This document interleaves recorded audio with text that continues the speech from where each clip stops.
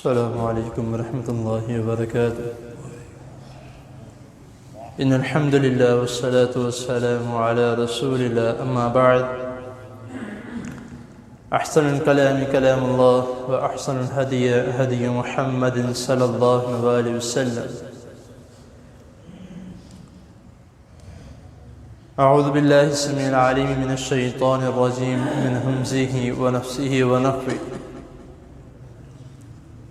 لا يؤاخذكم الله باللغو في أيمانكم ولكن يؤاخذكم بما عقدتم الأيمان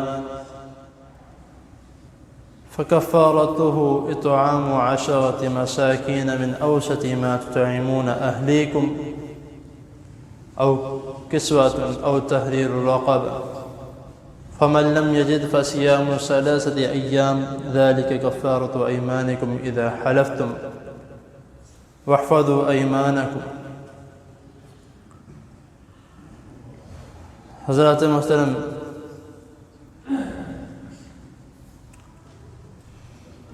آپ کے سامنے جو آیت کریمہ کا ایک ٹکڑا تلاوت کیا ہے،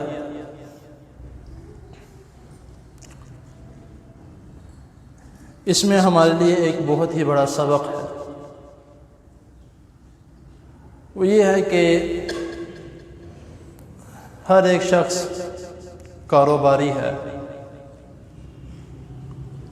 دکان، بازار، مارکیٹ، فیکٹری، ہر ایک کا کسی نہ قسم کا کاروبار ہے. کوئی ریڑھی پہ کام کرتا ہے، وہ بھی اس کا کاروبار ہے، اس کو ہم چھوٹا نہیں کہہ سکتے. لیکن کاروبار میں برکت اس کی ہے جو کہ حق حلال اور سچ بول کر اپنا مال بیچتا ہے. اب یہ ہمارے معاشرے میں یہ بہت زیادہ عام ہے کہ ہم جب بھی کوئی چیز بیچتے ہیں، چھوٹے سے چھوٹا کام ہو یا بڑے سے بڑا کام ہو، ہماری یہ عادتاً بن چکا ہے کہ ہم اللہ کی قسم یہ 100% بہت اچھا قسم کا مال ہے، آپ لے کر تو دیکھو آپ کو اچھا لگے گا. ابھی اگر وہ جا کر جو اس نے مال لیا ہے، جو بھی اس نے چیز خریدی ہے، جا کر اس کو کھولتا ہے اور بیچ میں سے 2 نمبر نکلتی ہے، اور جو اس نے قسم اٹھائی وہ کہاں پہ گئی؟ قسم تو جھوٹی نکل آئی. فائدہ ہی قسم اٹھانے کا. اب کئی لوگوں کا یہ تکیہ کلام بن چکا ہے کہ ہر چھوٹی چھوٹی بات پہ قسم خدا کی میں نے ایسے نہیں کیا، اللہ کی قسم یہ میں نے سوچا ہی نہیں تھا، یا میں نے کیا ہی نہیں. یہ اس طرح کے الفاظ جو ہیں وہ ہمارا ایک تکیہ کلام بن چکا ہے، جو کہ اللہ تعالیٰ اس بات کو سمجھ لیں کہ ایک لغو بات کہہ رہے ہیں کہ یہ طریقہ اچھا نہیں ہے، یہ کام اچھا نہیں ہے. بے شک اللہ تعالیٰ تمہارے ان کاموں کی وجہ سے تمہیں پکڑے گا نہیں، لیکن یہ کام اور یہ بات اچھی نہیں ہے. قرآن جیت کے الفاظ ہیں جو میں نے شروع کی تلاوت کی ہے، لا یؤاخذکم اللہ باللغو فی ایمانکم. قسم کے بارے میں جو تم یہ کرتے ہو اللہ تعالیٰ تمہیں نہیں پکڑیں گے، لیکن یہ بات جو ہے وہ ٹھیک نہیں ہے. ظاہری سی بات ہے، بے برکتیں پڑتی ہے. حدیث میں آتا ہے کہ رسول اللہ صلی اللہ علیہ وسلم، اور یہ ہمارا ایک بہت ہی سمجھ لے کہ ٹاپ پر جا رہا ہے کہ جب ہم قسم اٹھاتے ہیں، ایک تو ہوتی ہے کہ اللہ کی قسم اٹھانا، وہ ایک الگ چیز ہے. لیکن ہمارا یہ ہوتا ہے کہ میرا منہ قبلے کی طرف ہے، میں قبلے کی قسم اٹھا کے کہتا ہوں، میں قرآن کی قسم اٹھا کے کہتا ہوں، میں نبی کریم صلی اللہ علیہ وسلم کی قسم اٹھا کے کہتا ہوں. پہلے تو یہاں تک تھا، اب آگے صحابہ کو بھی نعوذ باللہ ہم شامل کرنا شروع ہو گئے. میں علی کی قسم اٹھا کے کہتا ہوں، میں عمر کی، پتہ نہیں کس کس کو بیچ میں شامل کر دیتے. رسول اللہ صلی اللہ علیہ وسلم نے فرمایا کہ بلا وجہ قسمیں نہ اٹھاؤ، اگر ضرورت پڑ جائے تو صرف اور صرف کس کی قسم؟ اللہ تعالیٰ کی قسم، اور اس کے علاوہ کسی کی قسم نہیں اٹھانی. اور اگر قسم اٹھانی ہے تو اس کو لازمی طور پر پورا کرنا ہے. جو آیت کریمہ میں نے آپ کے سامنے تلاوت کی، اس میں اللہ تعالیٰ یہی فرما رہے ہیں کہ لا یؤاخذکم اللہ باللغو فی ایمانکم. اللہ تعالیٰ تمہیں کہ تمہاری جو عام لغو باتیں جس طرح تم کرتے ہو اس طرح قسم اٹھا لے تو اللہ تعالیٰ تمہیں اس کے نہیں پکڑیں گے، لیکن اللہ تعالیٰ تمہیں اس وقت لازمی پکڑیں گے کہ جب تم اس قسم میں پختگی پیدا کر لو گے، یعنی کہ وہ پکی قسم اٹھا لو گے کہ اگر یہ کام ہوگا تو میں یہ کام کروں گا، یہ میری قسم ہے، یہ کام ہو کے رہے گا۔ اب وہ نہیں ہوتا، یا ہم یہ کہ میں اللہ کی قسم اٹھا کے کہتا ہوں میں اس جگہ پہ پہنچوں گا، تم بھی پہنچنا، اب وہ بندہ نہیں پہنچتا، اس کو اس قسم کا کفارہ دینا پڑے گا۔ اب کفارہ کیا ہے؟ 10 مسکینوں کو کھانا کھلاؤ، فکفارۃ اطعام 10 مساکین، 10 مسکینوں کو کھانا کھلاؤ۔ اب خدا نہ خواستہ کو قسم کھا کے اس کو توڑ دیتا کہ میں 10 مسکینوں کو کھانا کھلا لوں گا، پھر وہ کھانا کس طرح کھلاتا ہے؟ تھوڑا بہت سامان کا گھر میں پڑا ہوگا جو بچا 3-4 دن پہلے کا، وہ جا کے کھلا دے گا، یا جو بھی تھوڑا بہت سامان کو چند پیسوں کا وہ لے کے۔ لیکن اللہ تعالیٰ کیا فرما رہا ہے؟ اطعام 10 مساکین من اوسط ما تطعمون، یہ نہیں کہ 100-200 کا سامان لے کر اس کو جا کے پکڑا دی کہ بھائی کھانا کھا لینا، کھانا کھلاؤ اس کو، اور کس طرح کا؟ من اوسط ما تطعمون، جس طرح کا تم کھاتے ہو۔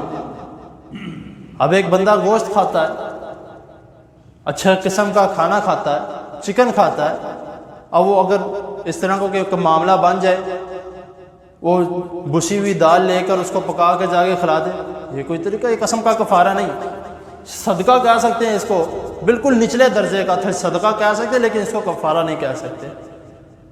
کھانا نہیں کھلا سکتے تو ان کو کپڑے لے دو، اہلیکم او کسوتہم او تحریر رقب، اگر ان کو کھانا نہیں کھلا سکتے تو ان کو کپڑے لے دو، 10 مسکین، اس ایک کو نہیں 10 مسکین، اگر کھانا نہیں کھلا سکتے ان کو کپڑے لے دو، کفارہ لازمی ادا کرو۔ اگر یہ بھی نہیں کر سکتے تو ایک غلام یا لونڈی آزاد کروا دو، یا اگر تمہارے پاس ہے اس کو آزاد کر دو۔ 3 قسمیں ہو گئی۔ اب آخری قسم جو آتی ہے کہ یہ تینوں کام کوئی نہیں کر سکتا تو وہ 3 دن کا روزہ رکھ لے۔ اب ایک شخص ہے، ادھر بھی ایک بہت بڑی ایک جو بات ہماری سمجھ میں آتی ہے اور جو ہمیں واقعی سمجھنی چاہیے کہ جو مالدار ہیں، جن کو اللہ تعالیٰ نے مال و دولت سے نوازا ہے، وہ 3 دن کا روزہ نہیں رکھیں گے۔ کیوں بھائی؟ حکم تو سب کے لیے، لیکن اس در ہمیں ذرا تھوڑا توجہ دینی پڑے گی کہ اللہ تعالیٰ فرمان کہ اگر تم ان تینوں میں سے کوئی کام نہیں کر سکتے تو یہ کام کرنا۔ اگر ان تینوں میں سے کوئی یہ کام نہیں کر سکتا، مطلب غریب سے غریب شخص ہے، تو وہ کہتا ہے کہ یار میں 10 مسکینوں کو، میرا اپنی روٹی نہیں پوری ہوتی، میں اس کو کیسے کھانا کھلاؤں؟ اور ایک بندہ کہتا ہے کہ 10 مسکینوں کو روٹی نہیں تو ان کو کپڑے بناؤں، کہتا ہے میں نے میرے کپڑے دیکھو، ایک بٹن لگا ہوا ہے، ایک ٹوٹا ہوا ہے، میری جوتی دیکھو، میں کس طرح 10 مسکینوں کو کپڑے بناؤں؟ اب وہ کہتا ہے کہ غلام آزاد کراؤ، وہ کہتا ہے میں خود کہیں پہ نوکری کرتا ہوں، میں کہاں سے غلام آزاد کروں؟ پھر وہ اس کے لیے ہے کہ وہ 3 روزے رکھے، اس کی قسم کا جو ہے وہ کفارہ ہے۔ لیکن ہم نہیں خیال کرتے کہ قسم یہ نا ٹھیک ہے ٹوٹ جائے گی، کوئی بات نہیں، کوئی مسئلہ نہیں، کسی کو کیا پتا؟ ہم کہتے ہیں کسی کو کیا پتا، اللہ تعالیٰ تو سب دیکھ رہے ہیں بھائی، ٹھیک ہے، کوئی نہیں جانتا یا کوئی نہیں اس بارے میں سوچتا ہے، کوئی نہیں اس بارے کی توجہ دیتا کہ یا تم نے قسم توڑ دیا تمہیں اس کا کفارہ دینا پڑے گا، کوئی نہیں دیتا، اللہ تعالیٰ تو دیکھ رہے ہیں۔ قیامت والے دن اس کی پوچھ ہوگی، یہ نہیں کہ چھوڑ دیا جائے گا۔ جس بارے میں جن اعمال کے بارے میں اللہ تعالیٰ نے اس کے بدلے کوئی چیز رکھی ہے نا، یا کوئی اس کے عوض میں کوئی چیز رکھی ہے، اس کے متعلق سوال کیا جائے گا کہ تم نے قسم اٹھائی تھی، اس کا تم نے کفارہ نہیں دیا، اب بھگتو، عذاب تو ملے گا۔ تو اسی لیے بہتر یہ ہے کہ ایک شخص میرے پاس آیا تھا، آ کے مجھے کہا تھا کہ آپ صاحب میرا کوئی ایسا مسئلہ بن گیا تو میں قسم اٹھا سکتا ہوں؟ کہا بھائی کوئی وجہ، کوئی بہت زیادہ ہائی کلاس کی کوئی وجہ ہو تو؟ کہتا ہے کہ ایک جگہ پہ گواہی دینی ہے، انہوں نے کہا کہ اس طرح اگر تم گواہی دینی ہے تو تمہیں یہ کرنا پڑے گا۔